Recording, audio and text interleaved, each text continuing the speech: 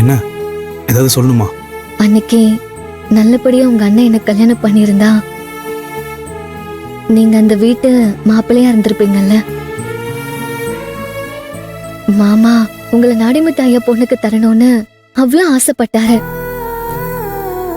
அந்த குடும்பமும் ரொம்ப ஆர்வத்தோட இருந்தாங்க. என்னாலதான் எல்லாமே மாறி போச்சு. நான் அந்த பொண்ணு ஹேமாவை பத்திரிக்கை வைக்கும் போது போய் நேர்ல பார்த்தேன். சொல்ல போனா அந்த பொண்ணை பார்க்க தான் நான் பத்திரிக்கையே வைக்க போனேன். உங்களை ஹேமாக்கு ரொம்ப பிடிச்சிருந்துச்சு.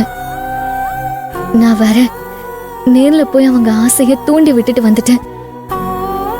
நீங்க என் கழுத்துல தாலி கட்டும் போது அந்த பொண்ணு மனசு எவ்வளவு பாடுபட்டிருக்கும். சரி, இப்ப போய் ஏன் அதெல்லாம் யோசிச்சுட்டு இருக்க? பாத்துக்கலாம். இல்லங்க, என்னால யாருக்குமே நிம்மதி இல்ல.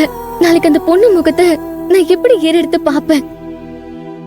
அந்த பொண்ணு ஏதாவது கேட்டா அத நான் எப்படி தாங்கிப்பேன், சமாளிப்பேன்?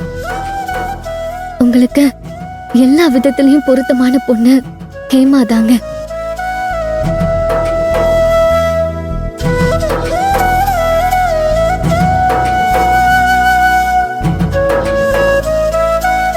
இல்ல, நீ அந்த மாதிரிலாம் எதுவும் யோசிக்காத. எனக்கு அந்த பொண்ணு மேல எந்த ஒரு ஈர்ப்பும் இல்லை. அவளை அந்த மாதிரி யோசிக்கவும் இல்லை.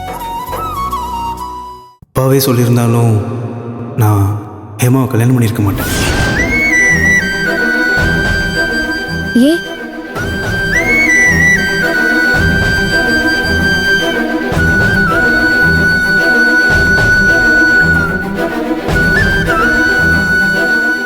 இல்லை, என்னமோ தெரில, பிடிக்கல.